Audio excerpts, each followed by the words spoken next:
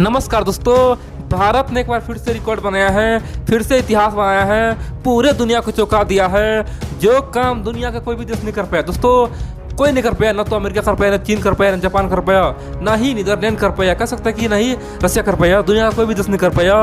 जिस काम को WHO करना चाहिए था वो काम भारत ने कर दिखाया है। पूरे दुनिया हिल गया है। आखिरकार भारत को क्या हो गया है दोस्तों? भारत का जो ICMR है उसने तहलका मचाया है। आप पूछेंगे ये ICMR क्या है? लगातार हम नाम सुनते आ रहे हैं।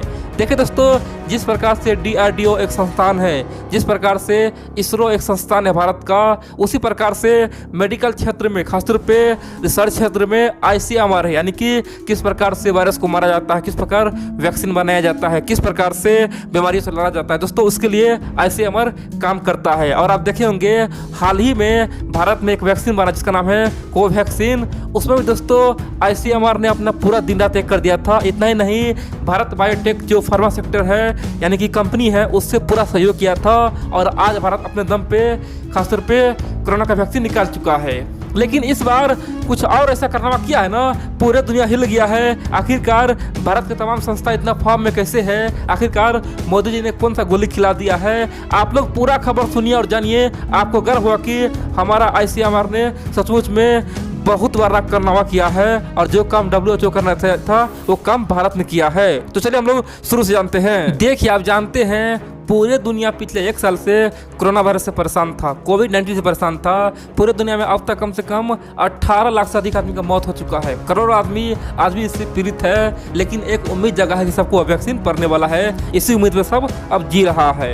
लेकिन बड़ी बात तो यह है कि हाल ही में कोरोना वायरस अब म्यूटेंट हो चुका है, यानी कि अपना रूप बदल चुका है। बड़ी बात तो यह है कि UK में अब खतरनाक टाइप का वायरस आ गया दोस्तों। कोरोना ही म्यूटेंट हो गया, यानी कि अपना रंग बदल रहा है। कह सकते हैं कि पहले से भी कई गुना खतरनाक हो चुका है, जिसका नाम दिया गया है UK वेरिएंट कोविड-19 वायरस। यानी कि UK वेरिएंट यानी कि UK का ये खतरनाक वायरस, उसका नाम दिया गया है। ये इतना खतरनाक है ना दोस्तों, आज तक आप सुनते होंगे कि अभी जो पहले वाला कोरोना वायरस था वो केवल बुजुर्ग के लिए खतरनाक साबित था। इतना ही नहीं, बच्चे के लिए भी खतरनाक था।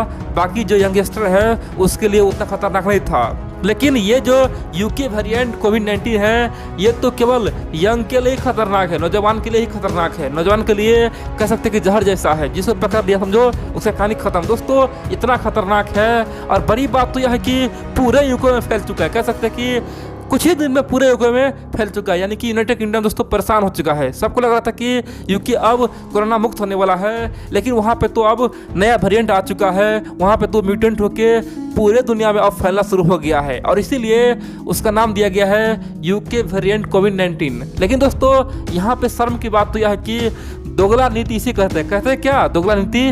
दोस्तों इसे कहते हैं जब चाइना में वुहान में वायरस आया तो कोई भी आज तक चाइनीज वायरस नहीं बोला। बोलता था कि चाइनीज वायरस मत बोलो, वुहान वायरस मत बोलो, इसे चीन से सब नफरत करेगा, ये रेसिस्ट हो जाएगा, ये गलत है। यहाँ तक कि WHO बोलता था कि अमेरिका गलत कर रहा है, ट्रम्प गलत कर रहा है, बार बार खासतौर पे चाइनीज वायरस बोल रहा है, बार बार वुहान वायरस बोल रहा है, ये बेहद ही गलत है। लेकिन दोस्तों आज पूरे दुनिया, यहाँ तक कि यूरोप के तमाम मीडिया, अमेरिका का मीडिया, यहाँ तक कि ब्रिटेन का मीडिया, यहाँ तक कि भारत का मीडिया, चीन का मीडिया, फ्रांस का मीडिया, सब मीडिया बोल रहा है कि ये UK वेरिएंट खासतौर वायरस है। अब यहाँ पे UK का नाम क्यों आ रहा है? सब क्यों ने बोला है कि ये केवल वायरस है, कोरोना वायरस है, उसका एक नया रूप है। लेकिन सब बोल रहा है ये UK वेरिएंट वायरस है और दुनिया के तमाम मीडिया ओपनली लिख रहा है कि ये UK वाला कोरोना वायरस है। दोस्तों ये क्या बात हुआ? सिंपल सी बात है, जिसके पास पैसा है, जो WHO को पैसा खिलाएगा उसका नाम छिप जाएगा। अब यही इतिहास रह गया। जिस प्रकार से हम लोग सुनते कि पैसा वाले हर क्षेत्र में बचता है,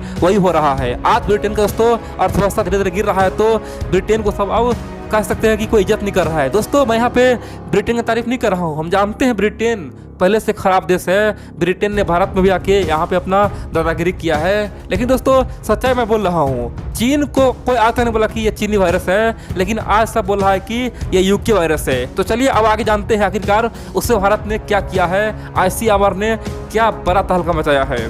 देखिए, आप जानते हैं कोई भी वायरस जब आता है उस वायरस के बारे में पहले पता लगाया जाता है, आखिरकार वो किस प्रकार से करता, काम क्या करता है, उस पर किस प्रकार से अटैक करता है, उसका आकार किस प्रकार है, वो किस प्रकार से शरीर में खासतौर पे अपना प्रभाव दिखाता है। दोस्तों सबसे पहले WHO उस वायरस को पकड़ता है और उसे शरीर से बाहर निकाला जाता है। कह सकते हैं कि शरीर यानी कि सेल्स से बाहर निकाल के लैब में रखा जाता है और ये प्रक्रिया बहुत ही कठिन है। दोस्तों आमतौर पर आप जानते हैं वायरस केवल शरीर में ही जीवित रहता है। कोई वायरस केवल सेल्स यानी कि जिंदा आदमी के शरीर में ही जीवित रह सकता है, वो बाहर आते ही तुरंत मर जाता है, क्योंकि शरीर से बाहर यानी कि वायरस का जिंदगी खत्म। सिंपल सी बात है। और जो इंसान मरा हुआ भी है फिर भी उसके शरीर में वो वायरस मर जाता है, यानी कि केवल जिंदा यानी कि एक्टिव शरीर में ही वायरस काम करता है। चाहे कोई वायरस हो दोस्तों, चाहे कोरोना वायरस या फिर कोई वायरस हो। लेकिन उसके तुलना में बैक्टीरिया होता है ना, बैक्टीरिया दोस्तों कई बार क्या होता है, बैक्टीरिया शरीर से बाहर भी जीवित रहता है। कह सकते हैं कि शरीर से बाहर जीवित रहता है, कहीं भी यानी कि धरती पे यानी कि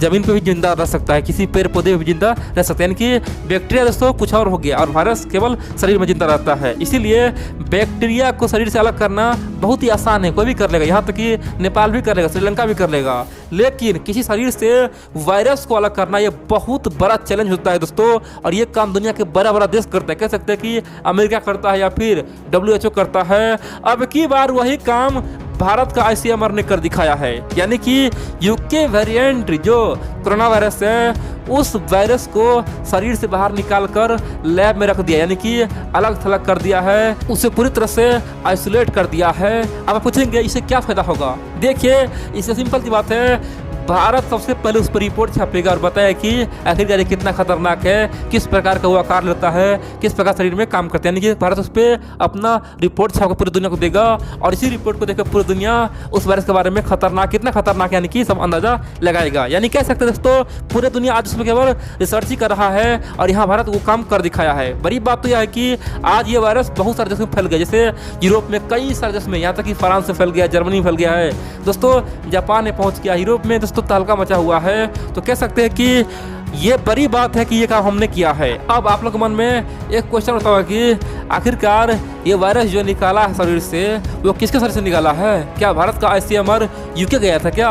दोस्तों UK गया नहीं था, ये वायरस भारत में भी आ चुका है। कह सकते हैं कि UK से भारत में आ चुका है, क्योंकि जितना भी आदमी UK से भारत आया है ना, बहुते आदमी को दोस्तों शरीर में ये वायरस पाया गया है और हिंदुस्तानी के शरीर से ही ये वायरस अलग थलग किया गया। कह सकते हैं कि अब भारत भी इस चीज़ के लिए तैयार है। तो आप पूछेंगे इसका क्या तौर है? सिंपल सी बात है, UK वायरस का दोस्तों तौर एक ही है, कोवैक्सीन। दोस्तों कोवैक्सीन इतना खतरनाक वैक्सीन है ना, कह सकते हैं कि जितना वायरस है ना कोरोना वायरस का जो भी म्यूटेंट हुआ वायरस है सबके लिए काल बन गया है। कह सकते हैं कि इसी बात का जानकारी WHO भी दे चुका है कि भारत का जो कोवैक्सीन है जो भारत बायोटेक ने बनाया है ये बहुत ही खतरनाक है। ये तो UK वेरिएंट के लिए तो काल है, ये तो बेहद ही ताकतवर है, इसे सबको यूज करना चाहिए। दोस्तों पूरे दुनिया को पता चल गया है कि भारत का क्या पावर है। और बड़ी बात तो यह है कि भारतीय वैक्सीन का दोस्तों साइड इफेक्ट बहुत ही लो है, कह सकते हैं कि बहुत ज़्यादा कम है।